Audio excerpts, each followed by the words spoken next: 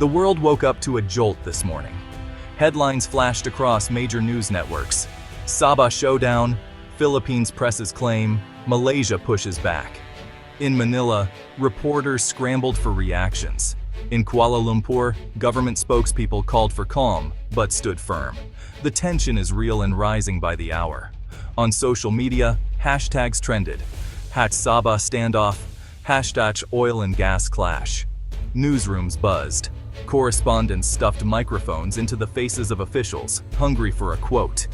The international community watched, wary of a flashpoint in Southeast Asia. The streets of Kota Kinabalu, Sabah's capital, saw a sudden uptick in police patrols. At the same time, Philippine Navy vessels were reported to be on heightened alert. Something big is brewing in the waters between these two nations. This is more than a border dispute. Behind the headlines, billions of dollars in oil and gas are at stake. The tension between Malaysia and the Philippines is not just about history, it's about the future. The Philippines has always had a historical claim over Sabah. But this week, Manila reignited the debate. President Manuel Santillan, in a televised address, declared, "Sabah is rightfully ours, and we must pursue our claim through all peaceful means." The timing is no accident. A recent offshore discovery changed everything. New seismic surveys revealed vast oil and gas reserves off Sabah's coast. The Philippine government quickly linked these resources to its revived claim. "These are Filipino assets," insisted Foreign Secretary Teresa Lim. "We owe it to our people." This latest move is strategic. The Philippines filed a formal diplomatic note to Malaysia. Lawmakers in Manila debated measures to support the claim. Suddenly, a decades-old issue is front-page news again. The rhetoric is sharper than ever. But under the surface, there is calculation. Oil and gas mean energy security and, potentially, leverage in a region that is always negotiating power. It's no secret. Sabah sits atop a treasure trove. Beneath its turquoise waters lie oil and gas fields worth billions. Recent surveys by international energy firms have stoked the flames. The stakes are higher than ever. Malaysia has long counted Sabah as a pillar of its energy security. The state supplies a large chunk of Malaysia's oil output. New offshore discoveries could boost production even more. That's why Kuala Lumpur is not taking Manila's claim lightly. For the Philippines, the resources could be transformative. The nation still imports most of its energy. Access to Sabah's reserves could change that. It means jobs, money, and security for millions. This is not just about maps and treaties. Whoever controls Sabah controls a critical piece of Southeast Asia's energy future. No wonder both sides are digging in. Malaysia wasted no time responding. Prime Minister Ahmad Rahman called an emergency press conference. Sabah is, and will always be, part of Malaysia. "There is no compromise," he declared, flanked by military leaders. The message was clear: back off. Malaysian officials accused the Philippines of provocation and destabilizing rhetoric. They pointed to decades of peaceful administration. "The people of Sabah have chosen to be Malaysians," said Home Minister Tan Sri Hassan. "No outside party can change that. Public opinion is fiercely patriotic." In Sabah, locals raised the Malaysian flag on homes and businesses. Social media buzzed with support for the government. At the same time, there is anxiety. "We just want peace," said Nurul, a shop owner in Kota Kinabalu. "But we are ready to defend our home." The government has stepped up military patrols in Sabah's waters. There is talk of joint exercises with regional allies. Malaysia is drawing a red line. Sabah is not up for negotiation. In the Philippines, the mood is different. Many see the Sabah claim not just as national pride, but as overdue justice. "Our ancestors never gave up our rights," said Senator Ricardo Mendoza, a key backer of the revived push. "We cannot ignore our history, especially when our people need these resources." For Manila, this is a fight on two fronts. First, a legal battle, rallying international support and seeking arbitration. Second, a political one, convincing Filipinos that the government is acting in their interest.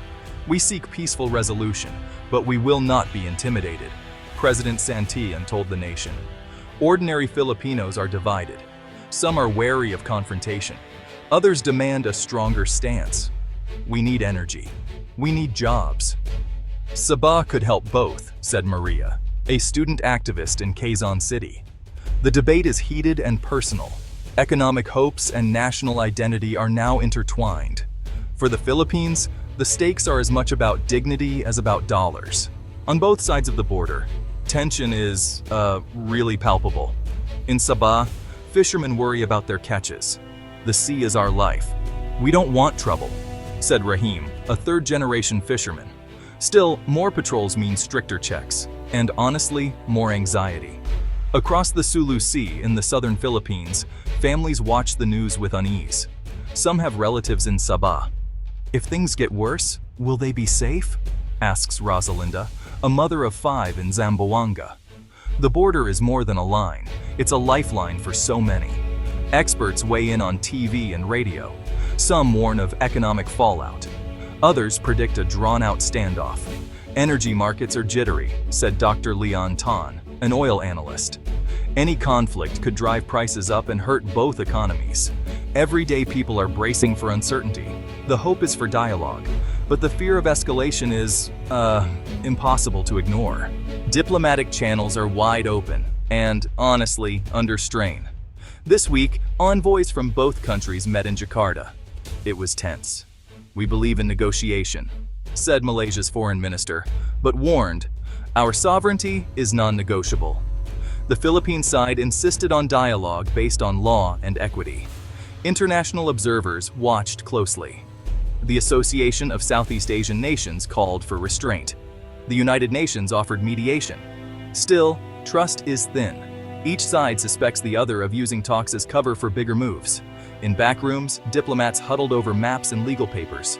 Some proposed joint development of the resources, while others rejected compromise. "We can't just split what's ours," said a senior Malaysian negotiator, "not when security's at stake. The world is hoping for a breakthrough." But in the hallways outside, nerves are, pretty frayed. No one knows how far either government will go. Meanwhile, life at the border is changing fast. The Philippine Coast Guard increased its patrols. Malaysian Navy vessels shadow them. Fishermen steer clear of disputed waters, fearing arrests or, honestly, worse.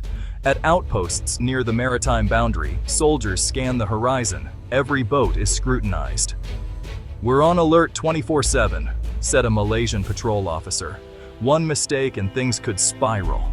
The atmosphere is tense, even among the seasoned. Smugglers, once bold, are lying low. Trade across the border has slowed. The local economy is already feeling the pinch. People are nervous, said Arif, a market trader in Sandakan. We hope it doesn't get worse. For now, the frontier is quiet, but it feels like the calm before a storm. On both sides, everyone senses that one wrong move could change everything. What happens next? That's the question on everyone's mind. The best-case scenario is negotiation. Both sides could agree to joint resource development. International mediation could cool things down. The oil and gas could be shared, keeping peace in the region. But yeah, the risks are real. A miscalculation at sea, a heated statement. These could spark conflict. Even a minor clash could draw in bigger powers, disrupt trade, and send energy prices soaring. The world is watching, urging restraint. Experts warn of a long standoff. This is about national identity as much as resources, said Dr. Ana Castillo, a regional expert. Neither side wants to look weak. The stakes, energy security, money, pride, are just too high for easy answers. For now, the Sabah showdown is at a crossroads. The choices made in the next days and weeks could shape Southeast Asia for years to come.